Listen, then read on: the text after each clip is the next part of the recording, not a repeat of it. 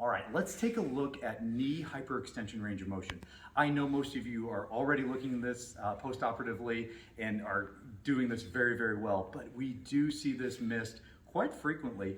We find that if there is pain or difficulty transitioning as we get to higher levels of rehabilitation, it's usually a missed impairment, and it's usually a subtly missed impairment.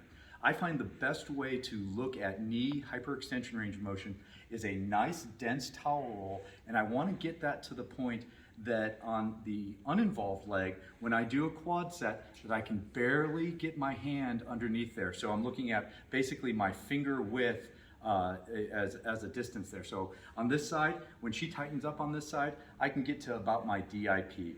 Now we're going to look at the other side, so go ahead and tighten up quad set there. When I get under here, I can get my full hand under here. So we're seeing a substantial difference between the right and left side. Certainly you can measure that with a goniometer, but I think sometimes the error of the goniometer doesn't allow us to hit the subtle differences there. So that's one of our best ways to look at that. The other thing that I see a lot, particularly post-operatively, is a quad lag and a subtle quad lag being kind of reinforced, and we don't want to do that. So if we have her come up onto her elbows here for her straight leg raise, go ahead and tighten up that quad and go ahead and lift up. It's that subtle usually, where it's just this little bit of lag there where they're not keeping that knee fully hyperextended. So go ahead and do that again for me. Good, and back down. One more time. Good. So that subtle hyperextension is really important to catch.